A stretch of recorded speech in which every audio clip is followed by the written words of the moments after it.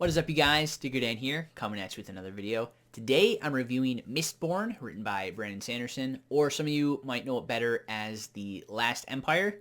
But regardless, it's the first book in the original Mistborn Trilogy. That's what I'm reviewing today. So without further ado, let's dig into it. So for those of you who don't know, Brandon Sanderson, huge fantasy writer. He has written his own little universe called the Cosmere. And technically, the first book in it, from my understanding, is allomancers, and I did read that one, and it was so-so. It was okay, but for a lot of people, the Cosmere really starts and picks up with Mistborn. So I was really excited to dig into this one, and I maybe overestimated this book a little bit, because the hype around the Cosmere is real, and I'm kind of getting some FOMO from. That's part of the reason I wanted to start reading Brandon Sanderson's Cosmere books. And particularly with Mistborn. I know some big booktubers like Patrick Leo, for example. He was one that I was watching one of his like bookshelf tours, and I think when he stopped at Mistborn, he's like, "Oh yeah, I love Mistborn. You can see how worn these are. I read the crap out of these." Because for him, Mistborn is kind of the series that made him fall in love with fantasy, which is really cool. Yeah, with Mistborn, there's like 8 or 10, depending on where you're at in the story. Different types of metals that somebody who has the ability can burn. If you're a Mistborn, you can burn all of the metals, but if you are, I forget exactly what it's called, but some people can only burn one specific type of metal, and then they only have abilities for that. But regardless, if they can burn that metal and kind of use that metal's energy, then they can do different things. Like with iron and steel, they can like push and pull on different metals. So that you can basically launch yourself into the air and or pull items towards you depending on how much weight it is compared to you and things like that. That's just to scratch the surface. So there's a really cool magic system in this, and that was another reason I was really excited to dig into Mistborn. But I liked Mistborn quite a bit, but I don't think I loved it as much as I expected it to. I expected to give this like a full 5 stars. Probably like 8.5 or 9 out of 10 is what I expected. But no, I didn't rate it that highly, unfortunately. So before you at me, I rated this book as a 7.74 out of 10, which is still 4 stars. So for me, still very good. Because in my opinion, anything at over a 5 is something I actively like or I dig. And anything at a 5 or below is something I bury. It's something I don't care for or something I don't recommend. So yeah, Mistborn I still really enjoyed, but I think not as much as a lot of other people have. But I do still think it's a huge improvement from Elantris. So, on the up and up. But yeah, that's really all I'm going to say for spoiler free. I need to be better about my spoiler free sections, but I feel like I can't really talk about my thoughts without spoiling things. So, if you haven't read Mistborn and want to, I recommend you go read it. So go read it, and then come back and watch this video. Or watch the rest of the video. And for everyone else, let's dig into spoilers. So dig into spoilers here. So if you have watched any of my book reviews before, then you know that there's 5 categories I like to rate each category out of 10, and then I take an average of those 5 categories to get my overall score. So the first category I like to rate is emotional impact. Emotional impact for this particular book is the lowest thing I rated. Out of the 5 categories at a 6.9. Like I said, I really enjoyed this book. There were moments where I was definitely very emotionally invested and I couldn't turn the pages fast enough. And there were other scenes where it just kind of pulled me out of it and I was kind of bored and I just wanted to skip some scenes. And maybe that's not fair to the book. Maybe that's not fair. That's just how I felt. With a lot of the things, like going back to like Elantris, something that I didn't like about that book is not necessarily how political it is, because I do sometimes like books with politics, like for example Wheel of Time, that's got a ton of politics in it. But I think in Elantris and again in Mistborn, I think we spent a little too much time exploring kind of the politics in the world building or between the different noble houses or the great houses with Vin. When I feel like at the beginning of the book, when it opened up, we were promised, or I felt like I was promised this very huge, awesome, exploratory action-adventure novel. A lot of people describe it as like a heist book or a heist story, and that's true to a point, but I feel like about halfway through, the heist devolves and gets, I mean, it's just a revolution, which on surface level, all those things are really cool. Although I do like all those elements, and together they work really well. But again, like with the opening, with Kelsier being on one of the plantations, and then he's like talking to the Skaa, and a lot of that is kind of world building stuff at the beginning because you know nothing, obviously, because it's the prologue. And it's a good character moment because it makes you connect with Kelsier, and it's like, okay, he's kind of a reckless Skaa a little bit. He's got bravery and courage that a lot of other Skaa don't seem to have. The rest of them are very submissive and just trudging on through life from day to day. So a lot of good character moments, a lot of good world building things. And then you hear about like allomancy, like he's got this great power. That's cool, but you don't see it. So it's kind of like this big promise that hopefully will be paid off later. And when it is paid off, it is very satisfying and it's awesome. But then there's later, I feel like it fades to black a lot of times when like Kelsier went in, like in the prologue, when Kelsier went to House Tressing and killed Lord Tressing and all his house, it was a fade to black moment, which for me didn't sit well. Like I hate missing out on things. But for the prologue, I kind of swallowed it okay because I'm like, all right, great. That's a promise for things to come. He's got this great power. I'm really excited to see it pay off later. And then a few chapters later, we do see Kelsier go and wreak some havoc in the capital. I forget what the city's actually called. Doing like his first invasion of a house, going after the atium or the most rare metal or the most precious metal. And like that whole sequence was blood pumping and very exciting. And then when he's teaching Vin, that's very blood pumping and exciting. And it's like I said, I feel like it's a payoff on that promise that was to come in the prologue. But then after that, then it slows down quite a bit, and then it focuses on the politics, focuses on the revolution, which again, I get it's the plot, that's the whole point of the story, but it just slows it way down, and it kind of pulled me out of the story a little bit. And then when Kelsier, mind you, is still going on all these little raids throughout the nights, but you're in Vin's perspective then, and she's not going with him, or the one time she did, it ended in disaster. So Kelsier's doing this, but again, it's like a fade to black moment. You don't actually see any of it. So I feel like there's a promise of this fun action that I'm missing out on. So that's, for me, I know that's a very long-winded explanation, but for me, that's why my emotional impact was down a little bit, because I was like disappointed a little bit in what we got. Now, the climax, like basically from the moment that Kelsier sacrifices himself, or that whole sequence, and is like face to face with the Lord Ruler. Lord Ruler kills him. This is spoilers if you didn't know, by the way. I don't know if I explicitly said that. Like that was very like that gut wrenching or heart painstaking words. I'm trying to think of. Like that hurt. And then the climax that build up that Vin and the rest of the crew were like, oh shoot, what do we do now?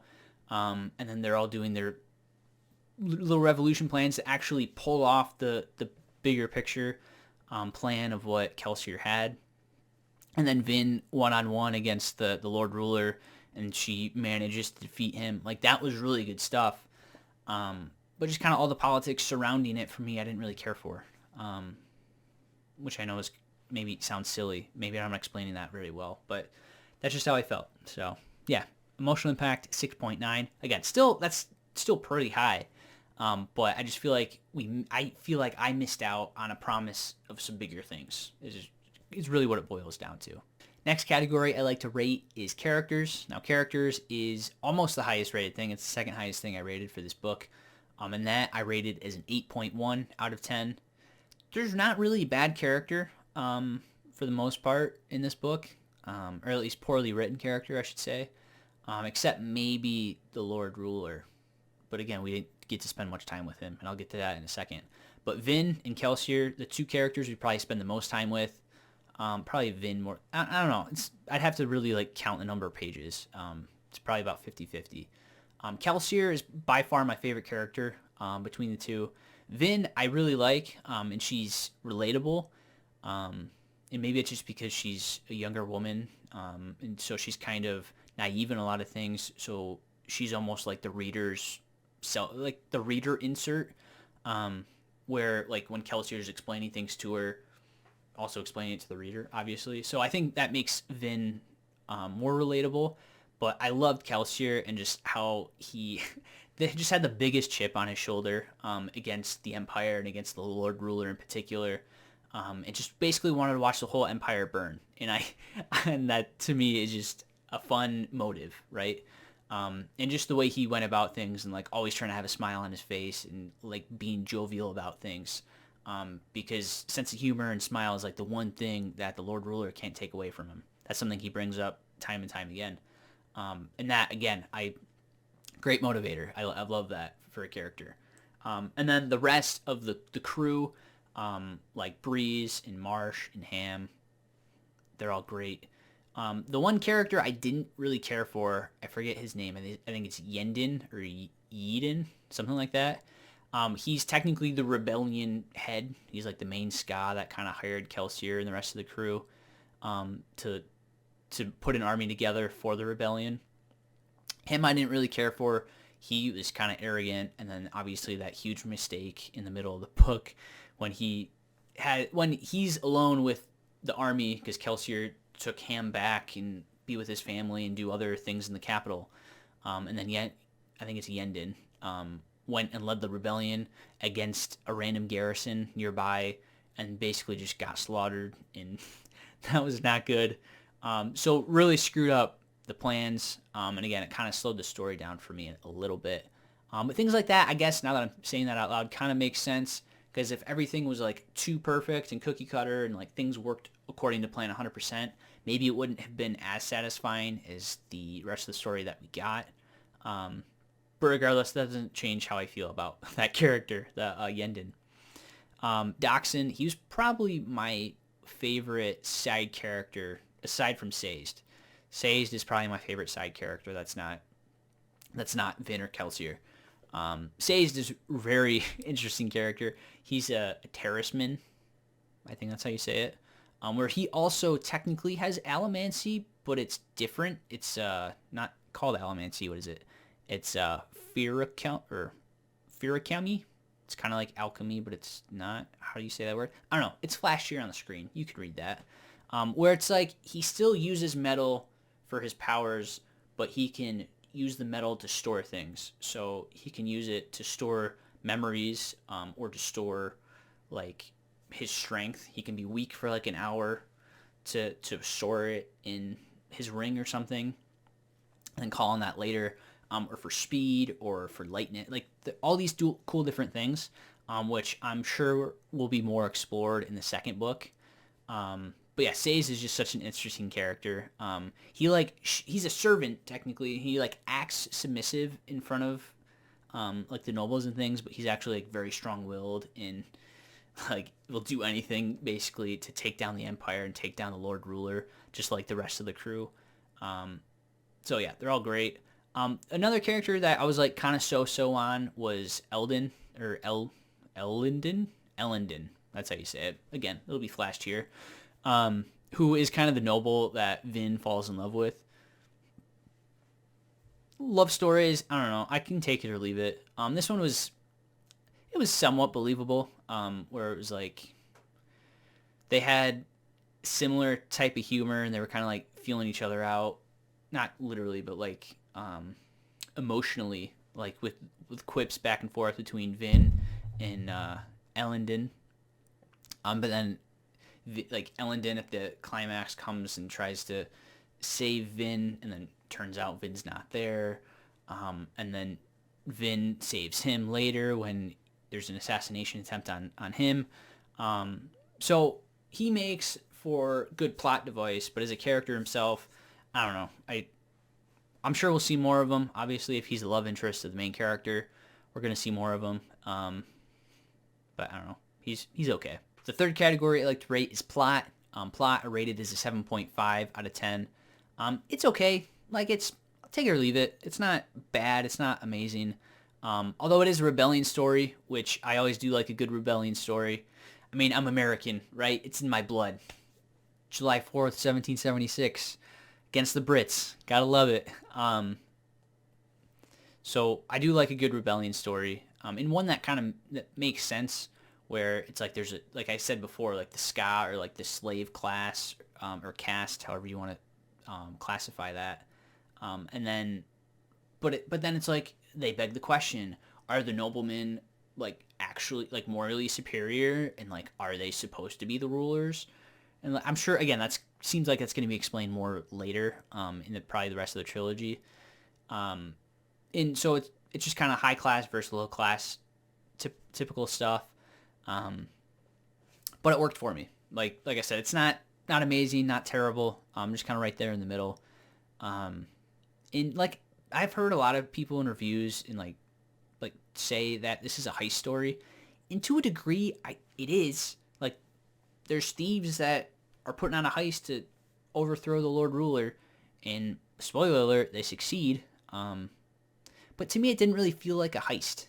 So for when people say that, I just feel like it's an incomplete representation of what the story is. And I feel like if it was just a heist, like if it was Liza Locke Lamora level heist, I'd be all over it. I love that book. Like it just flowed so smoothly, and I couldn't get enough of that. With Mistborn, it's just like I feel like the pacing really is what threw it off a little bit. Like kind of the politics back and forth. It wasn't just the self-interest of the crew. You know, I feel like that's what a lot of times what a good heist story is when it's just the self-interest of the crew. They don't have to worry about anything really outside of them, except for things that affect the plan. You know, where with this book, it's not that because it's a rebellion against the nobles, right? So they have to worry about things outside of themselves because they're trying to recruit a minimum of 10,000 slave class people to build an army to overthrow. So there's a lot of different things in this that I think make it way bigger than a heist story. So yeah, I know I'm harping on that, but I don't know. That's just the way I feel. And I feel like I've heard a lot of people say that it's a heist story. It's like, yes, to a degree, but it's much bigger than that. So anyway, 7.5 for plot. Now dialogue and prose, this is the second lowest thing I rated as a 7.3 out of 10. I know a lot of people really like Sanderson's prose. And for me, I do to a level. Like it is very easy to understand. But some of it I think is just a little predictable, and like some of his humor for me doesn't land. I will give him credit. There were a couple times when Ham and Breeze were kind of going at it between the two of them. And when I did get a good chuckle a couple times. But there's other times where just like trying too hard and just like, I don't know, that didn't land. I don't like that. And then other times too, some like a gripe I have with his magic system is that he has to, like, since it's a hard magic system and when there's hard rules that the characters have to follow, that he has to explain everything, and that slows it down quite a bit again, which again, as a reader, I have to know all those things, because if I'm thinking, oh, what if Vin burned this metal and that metal in the combination, would it do this or that? And like those things are explained, which again, I appreciate. And I'm sure the future books will maybe go a little quicker because they don't have to stop and explain this again because it was already explained in this first book. But again, it kind of slows down things a little bit when it's a hard magic system and there's very hard rules that have to be outlined. It's not just, oh, wave of the hand and that magic happened, you know, which is a different video about magic systems. But again, I love the magic system, but I think sometimes the way it has to be explained slows the story down. So, and again, I felt like I was promised a very fast-paced, action-packed story. And so the fact that it wasn't kind of brought a lot of things down a little bit. So, yeah, dialogue and prose, 7.3. And then the last thing I like to rate is world building, and this is by far the highest thing I rated, and this is an 8.9 out of 10. Like I said, I love the magic system, being able to burn different metals and do different things, basically giving them superpowers. But then also there's other people who potentially are Mistborn or different allomancers that can burn the metals and like counteract what they're doing. makes for fun action-packed sequences. Makes it a lot of fun. But also like I kept going back to like the Skaa being the slave class doing all that hard labor, and then the nobles, and like kind of just the relationship between them and how it's been for X amount of years or thousands of years or hundreds of years, however it's described, is really interesting. And kind of like the Lord Ruler, he's like a shard of God or something like that. It's kind of weird. It's like hinted at, but it's not really explained. So it kind of leaves a lot of mystery still. So Brandon is great at world building. So that's probably why it's the highest thing rated for me. But the catch is that we really only visited the capital and then like one of the surrounding cities that they visit like off and on, or like they're kind of based out of, but they're also based out of the capital. If you've read it, you know. But then also like the pits of Harathan, I think is how it's described or how it's named. In like how the ATM metal can only be harvested out of the pits, and like there's the ATM crystals that like slowly drip the metal, like things like that. Kind of sound corny when I describe it, but in the book it's really cool and it works really well. And speaking of the pits, when that was another scene where I feel like I was gypped of an awesome action-packed sequence, is when we jump to that POV of one of the prisoners. Like he found one of the geodes, and he's like, yes, I have another week to live. And then he climbs back out. And then when he climbs out, Kelsier is standing over him. He's like, oh, I just killed everybody. You're free to go. Like, go take that and sell it in one of the cities and you'll be set for life. And I'm like, okay, cool. You saved the guy. You killed everybody. You're about to destroy the pits. But why couldn't we see at least like a page of you wreaking havoc? I don't know. I just feel like if he's on this bloodlust too, because at the time he thought Marsh, his brother, died from the Inquisitors. He's like, that bastard Lord Ruler, I'm gonna get him. I'm gonna hit him where it hurts. And then it's like, yeah, we watch him delve down into the pits and destroy the crystals from within using his allomancy, because use allomancy around it, it destroys the crystals, it can't produce anymore. Cool, but I feel like we missed a whole bit leading up to that, where I think that whole scene would have paid off more. It's like, these bastards, like, just watch Kelsier like just lose his shit and just off on these people. I think that would have been way more satisfying than just fade to black. Prisoner comes up. He's like, you're free to go. I'm going to go down and destroy these crystals so no one else can get hurt by these. Like, I'm like, it still is a good scene. I will give Sanderson that, but I just feel like it could have been better if he could have used some of that rage, or we could have saw him use some of that rage instead of just using the rage on the crystal. I don't know. Whatever. Kind of nitpicky stuff. Another world building thing that I really liked was the whole like cast of the Inquisitors basically being like the Lord Rulers, like Gestapo, but they're also allomancers, or they're also Mistborn that can like track down other like Skaa allomancers. And like through Marsh, we get to see some of the ins and outs of the Inquisitors. And then when Marsh is revealed to be an Inquisitor, that really took me out of the story too. That was another thing I forgot to mention in emotional impact that dropped the rating at least like 0.1 for me. Is because I forget what metal he can burn, but it's described that Inquisitors are Mistborn, or they tend to promote Mistborn to Inquisitors, or only hunt Mistborn, whatever. You know what I'm trying to say. Where it's not described that Inquisitors like are only allomancers in a single metal. I thought it was they have to be in all 8 or all 10. But no, he's only can burn 1, and then he is promoted to Inquisitor somehow.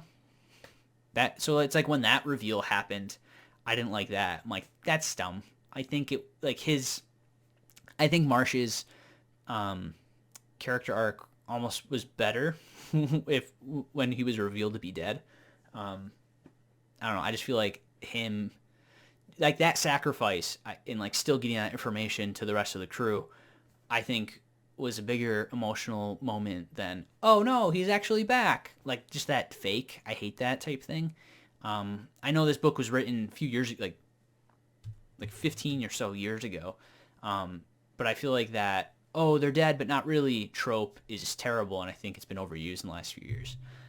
So maybe that's not a completely fair criticism to have.